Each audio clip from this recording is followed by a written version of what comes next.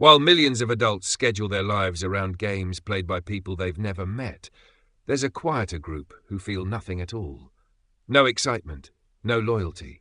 And that difference isn't a flaw, it's a psychological divide. If you've ever wondered why sports obsession feels irrational to you, this will explain everything. Let's say it clearly. Not caring about sports does not make you boring, unmotivated, or emotionally shallow. That narrative is lazy.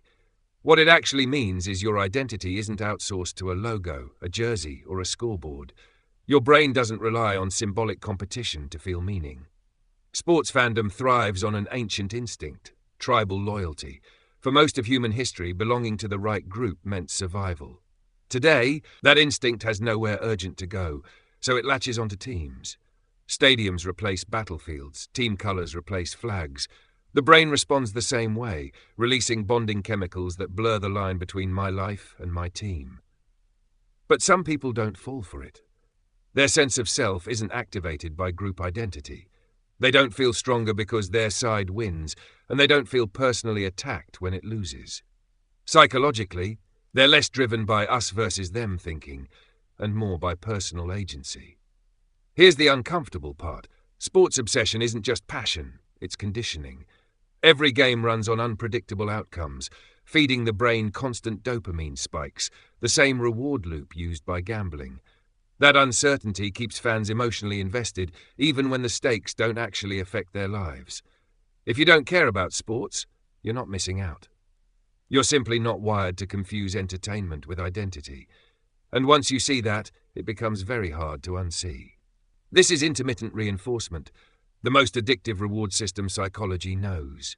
It's the same trick slot machines use. Random wins, unpredictable outcomes, constant dopamine spikes. Your brain doesn't care where the dopamine comes from. It just wants the next hit. Sports fandom runs on the exact same loop. If you don't care about sports, it's not because you're cold or detached. Your dopamine system simply doesn't light up for second-hand competition. And here's the uncomfortable truth. That difference may be genetic. Research from the University of Chicago shows that variations in dopamine receptor genes can predict how much someone cares about spectator competition. Translation? Your indifference to a Lakers win might literally be written into your DNA. Then there's the identity problem. Sports fans engage in what psychologists call basking in reflected glory. When the team wins, it's we won. When it loses, suddenly it's they lost. Non-fans don't play that game.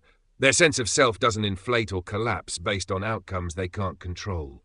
That makes their self-esteem more stable, less reactive, less dependent on borrowed victories. I'm not saying one group is superior, but pretending these differences don't exist is dishonest.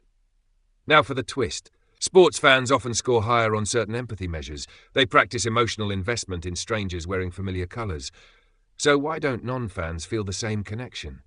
Because empathy isn't unlimited, it's allocated. People who don't care about sports often pour that emotional energy elsewhere: relationships, ideas, creativity, art. A 2021 study found low sports interest individuals scored significantly higher in openness to experience and appreciation of beauty. Their emotional highs come from music, nature, meaning, not scoreboards. And let's be honest, sometimes indifference to sports is a defense. Maybe you were excluded. Maybe you rejected the aggression and tribal hostility. Or maybe you simply never understood why adults scream at screens over a ball. Your disinterest might have a history, or it might just be boredom. Either way, it's not a flaw. Here's the real reason sports fans and non-fans talk past each other. They don't disagree about sports. They disagree about meaning. Sports fans extract meaning from spectacle, from storylines, underdogs, comebacks, dynasties, rivalries. It feels profound because it's chaotic and unresolved, like reality with a scoreboard. Non-sports people look at that chaos and see emptiness. Why emotionally invest in outcomes you can't influence, performed by strangers, in a system that changes nothing about your actual life? That question sounds offensive to fans, but it's not wrong. It's just a different standard for what deserves emotional energy. One group finds purpose in watching a championship unfold. The other finds it in building something, a relationship, an idea, a body of work. Psychologists call this parasocial investment versus direct engagement. Fans bond one way with teams and athletes. Non-fans prefer meaning where effort changes the result, where involvement isn't imaginary. This isn't about superiority, it's about strategy. Humans reach flow through many paths. For some, it's a game on TV. For others, it's creation, discovery, or real-world challenge. Same brain, different trigger. But here's the uncomfortable observation. People who don't obsess over sports often report feeling more present in their own lives.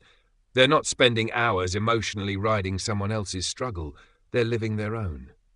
That choice is subtle, but it's radical. So no, you're not missing out if you don't care about sports. Your reward system, tribal instincts, and empathy aren't broken. They're tuned differently. And the next time someone asks, "Did you see the game?" and you honestly couldn't care less, remember this. You're not boring. You're not defective. You're just playing a different game, one where the outcome might actually be yours.